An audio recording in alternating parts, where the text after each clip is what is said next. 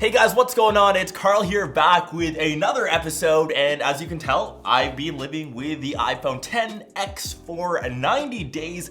Revisited review time for those of you still wondering if this iPhone, expensive one, is worth getting in 2018. And PS, before we get into today's video, the winner for the Pixel 2 XL was Kieran Ockel, and the winner for the Pixelbook is being announced over on Instagram shortly, so make sure you check that out. If you want to see an iPhone X giveaway, just leave a comment down below on your favorite feature. Of course, sub to the channel, and I can make it happen. Let's go. So the biggest thing, of course, that's changed is the overall design. First off is the display, which is finally edge to edge. This slots in, it's smaller than, say, the iPhone 8 Plus, 7 Plus, but larger than the iPhone 8 or say just 7. It's got a larger screen than both, but that smaller form factor means that I can still use it in one hand. It fits perfectly, but still there is something that is itching and I miss about having the plus size models. We've seen a ton of rumors of the iPhone X Plus coming out this year, which I'm super stoked about.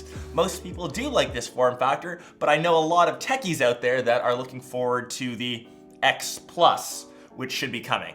And when this guy came out, as well as the iPhone 8 lineup, we now have glass on both sides. The edges are what scratch the most, and I rocked this naked for the first month.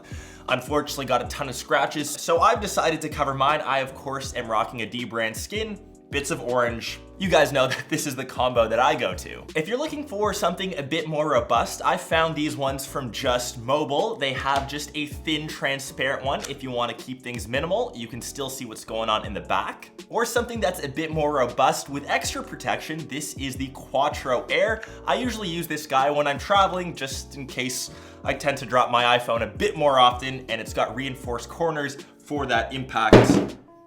Keeps your phone nice and protected, and once again, they aren't too bulky.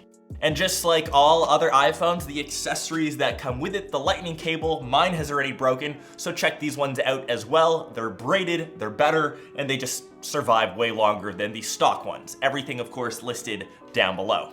Coming to the question everyone wants to know is Face ID. Does it work?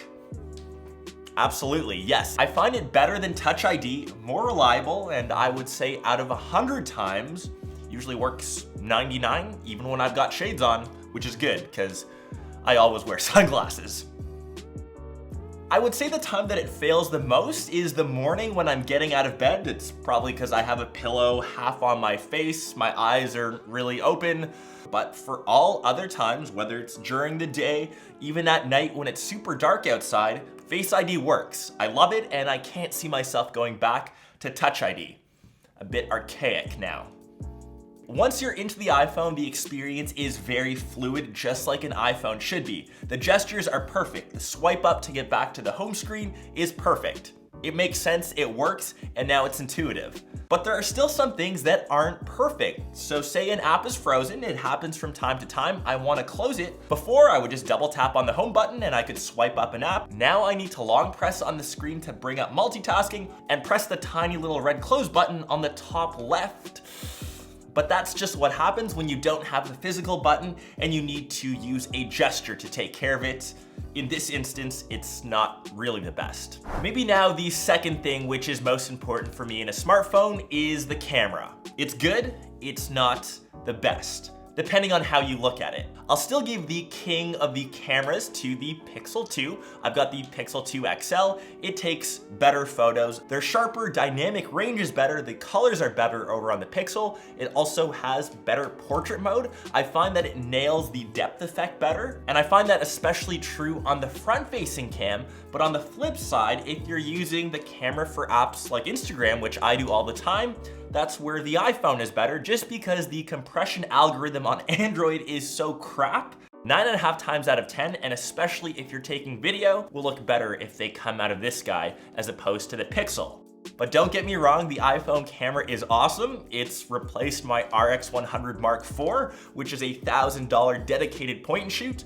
Now I just carry around this guy, and for most shots that I just snag day to day, this is perfect. Battery life on the 10 is good. I think it could be a tad bit better. That's what I'm really missing about the plus size models in iPhones. I found that my 7 Plus and 8 Plus lasted longer, and that's why I'm itching to get the plus size X model. I would say for most days of the week, it will last me the entire day, especially if I'm in office. But when I'm on it all the time on the weekends, I do find I need a bit of a charge up at night just so I can last from 8 a.m. till 1, 2 in the morning.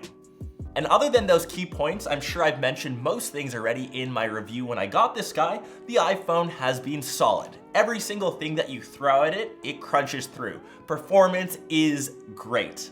Apple's chipsets inside rivals what we see in laptops these days, especially when you're comparing benchmark scores. The phone whizzes through everything. If you want an iPhone, I think this is the best way to look. And if you look at, say, the Pixel 2 XL, $1,000. Note 8, $1,000. It's not ludicrously expensive, unlike my iMac Pro, but we all know Apple loves to charge money and people will buy them regardless. Anyways, that's been my experience living with the iPhone XS for the last 90 days. Curious to hear your thoughts down below in the comments. I hope you guys enjoyed this video and found some of it useful. I will catch the rest of you in one of my next episodes or vlogs. Peace.